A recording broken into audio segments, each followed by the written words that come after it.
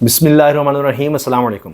कुदरत का भी अपना ही एक निज़ाम है और कमाल निज़ाम है कि कैसे कैसे चेहरे बेनकाब होते हैं, कैसे लोगों के नकाब उतरते हैं और असल उनका घिनौना चेहरा सामने आ जाता है।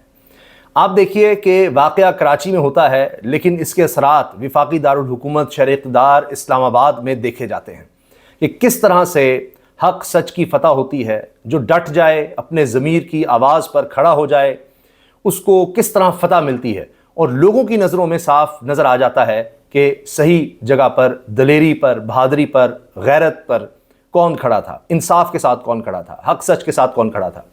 अभी आप देखें कि प्रोफेसर रियाज अहमद का वाक़या ये कराची में हुआ, जिस तरह उनको लापता किया गया, सब कुछ हुआ, और उसके बाद आप देखें उनका जो बयान सामने आया कि justice Tariq Mahmood Jahangiri, Islamabad high court के जज, उनकी डिग्री को जाली करवाने के लिए क्या कुछ किया गया, किस तरह का दबाव डाला गया, और अगर उन्होंने उसके खिलाफ आवाज़ उठाई तो उन्हीं को लापता कर दिया गया। बता दिया उन्होंने कि सारा दबाव है कि इनकी डिग्री जाली करार देनी है।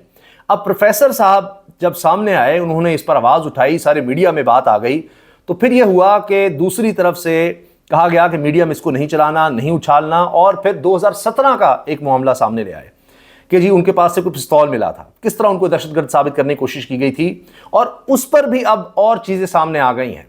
किस तरह साफ वो सहाफ़ी बता रहे हैं कि उस वक्त भी क्या हुआ था। डॉन अखबार में बाकायदा इदारिया छपा था और प्रोफेसर साहब के हक़ में बताया गया था कि किस तरह इनको गलत तरीके से दहशतगर्द साबित करने की कोशिश की गई। तो ये भी 7 साल बाद दोबारा वो चीज़ें याद आ गई, इसलिए कि उसने साफ साफ कह दिया कि तारिक महमूद जहांगीरी इस्लामाबाद हाई कोर्ट के जज हैं और उनके खिलाफ ये सब कुछ किया जा रहा है। क्यों किया जा रहा है?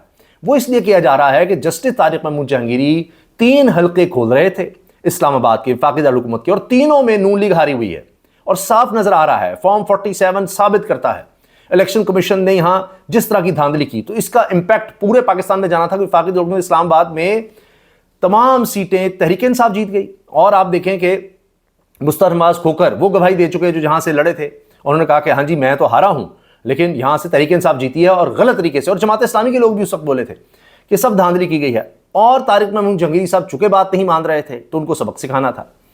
अब उनको सबक सिखाने के लिए ये सारा फिर डिग्री वाला मामला खोला गया, लेकिन कैसी गवाही सामने आ गई है।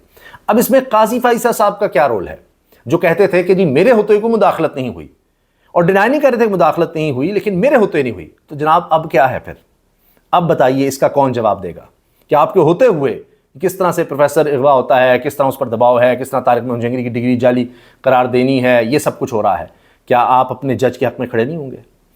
काजी साहब को याद रखा जाएगा कि इनके होते हुए जजेस ज़िबा किए गए, यानी आप देखें ना इंसाफ के लिहाज से उनकी गर्दनें उड़ाई गई कि जी ये बंदा काम नहीं कर सकता अब, क्योंकि ये इंसाफ की तरफ जा रहा है, ये मुदाखलत बर्दाश्त नहीं कर रहा और ये हमारी बात नहीं मान रहा। हमने इनके ख़ानदान को थ्रेट करके देख लिया, इनकी वीडियोस बनाकर देख लिया, और 6 जजेस के ख़त में ये शामिल हैं, इसलिए इनको एक इबरत का निशान बनाने की कोशिश की गई। लेकिन देखिए ना कि वही लोगों में मकबूल हो गए, वही सच्चे साबित हो गए। क्या कुछ नहीं हुआ जस्टिस तारिक महमूद जहांगीरी के खिलाफ।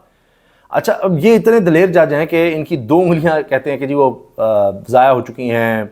कोई ग्रेनेड के अटैक में, वो भी एक पुराना वाक़या बताया जाता है, इनको कभी कोई जियाला, कभी किसी तरह, कभी किसी तरह। नून लीग के दौर में भी इनको बड़ा यानी एक तरह से ये कहें कि सराहा गया था, आज वही ज़ेर अताब हैं। तो ये पैगाम देना है 6 जजेस को असल में, लेकिन वो 6 जजेस भी डटे हुए हैं, तारिक महमूद जहांगीरी भी हैं, सबके सामने हकीकत भी आ गई।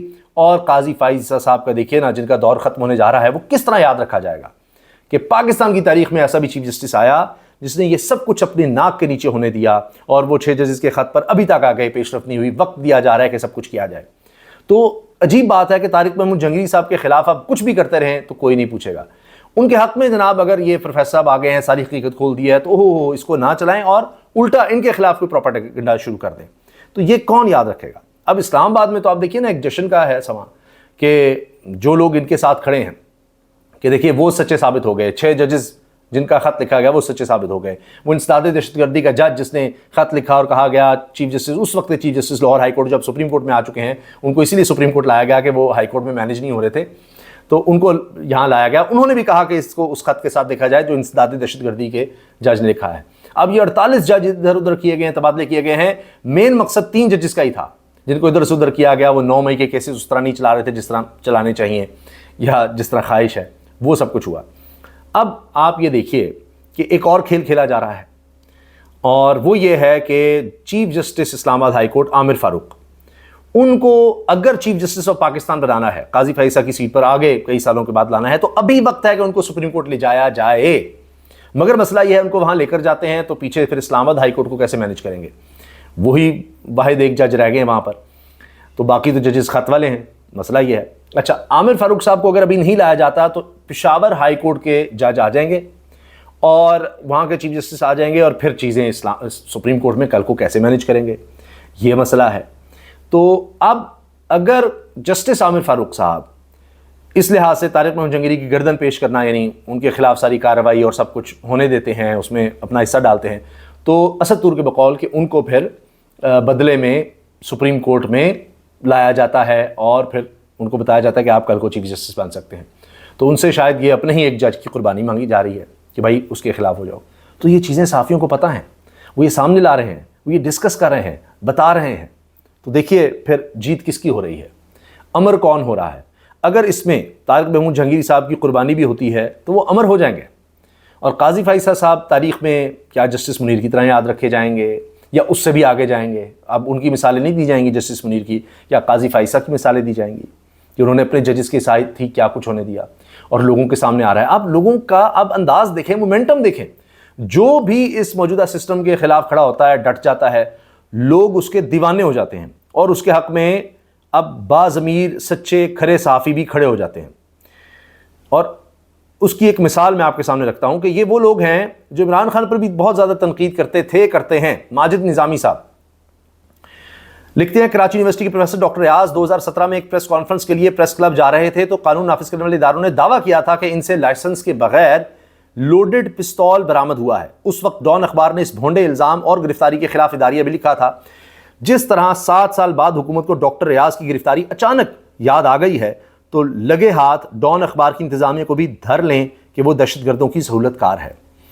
امیر عباس لکھتے ہیں، پروفیسر ریاض کے واقعے کو نیچے لانے اور انہیں متنازع بنانے کے لیے نظام نے اپنے سارے ٹاؤٹ پروفیسر ریاض کے خلاف لانچ کر دیے ہیں۔ یقین نہیں آتا تو ٹائم لائن پر جا کر دیکھ لیں کہ کون کون پروفیسر ریاض کے تہلکہ خیز انکشافات کی شدت کو کم کرنے کے لیے نظام کے بھجوائے گئے پروپیگنڈے کو پھیلا رہا ہے۔ 30-40 جانے پہچانے ہم خیال ٹاؤٹ نظام کے خلاف آنے والی کسی بھی خبر پر فوری طور پر کیسے متحرک ہو جاتے ہیں؟ کیا یہ محض حسن اتفاق ہے؟ نہیں، ایسا نہیں۔ یہ عمل ایک منظم کوشش کا حصہ ہوتا ہے جس میں ان سب کو پیغامات بھیجے جاتے ہیں کہ جائیں فلاں کے حق میں اور فلاں کے خلاف یہ پیغام جاری کریں، اور یہ لوگ حسن بن صباح کی جنت میں حشیش پلا کر لائے گئے لوگوں کی طرح عبادت سمجھ کر اس پیغام کو جو دراصل ایک پروپیگنڈا ہوتا ہے اس کا حصہ بن جاتے ہیں۔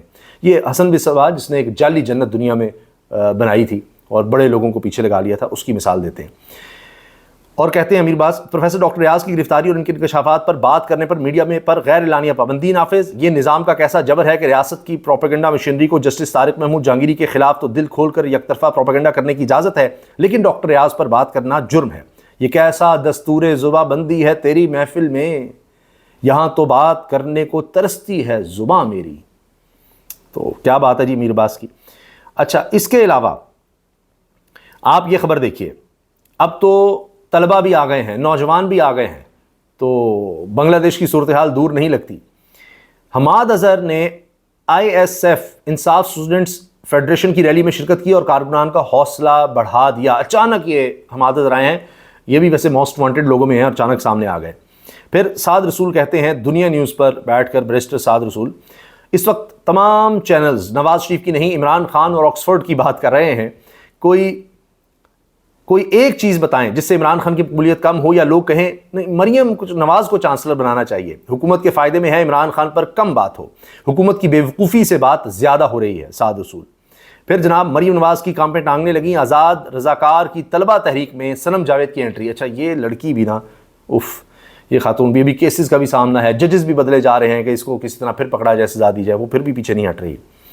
تو یہ جناب اس وقت کھیل کھیلا جا رہا ہے، لیکن آپ دیکھیے کہ لوگوں میں حوصلہ بڑھ رہا ہے کہ یہ وقت ہے کہ اگر آپ نے صحیح ساتھ دیا حق کا، سچ کا، تو قربانی دینی پڑے گی، قربانی ہوگی، مگر لوگوں میں پذیرائی ہوگی، ہمیشہ آپ یاد رکھے جائیں گے۔ اور دوسری طرف صرف اور صرف بدنامی، رسوائی اور تاریخ کے کوڑے دان میں آپ کو ہمیشہ کے لیے ڈال دیا جائے گا، اور کوڑے پڑتے رہیں گے، لوگ یاد کریں گے کہ کون کہاں کھڑا تھا۔ تو اس لحاظ سے آپ دیکھیے کہ جو ججز ہیں وہ سرخرو ہو گئے ہیں، 6 ججز جنہوں نے خط لکھا، چاہے وہ سپریم کورٹ میں اس طرح معاملہ نہیں چل رہا مگر وہ سچے ثابت ہو گئے ہیں، اور ان کے لیے، ان کے سپورٹرز کے لیے، اور جو ان کے لیے نیک تمناؤں کا اظہار کر رہے ہیں، جو سمجھتے ہیں کہ ان ججز نے انصاف کیا ہے، وہ انصاف پر کھڑے ہیں اور کوشش کر رہے ہیں انصاف کی، اس جبر اور دباؤ کے باوجود آج ان کے لیے سرخرو ہونے کا دن ہے، ان کے لیے جشن کا دن ہے۔ اللہ حافظ۔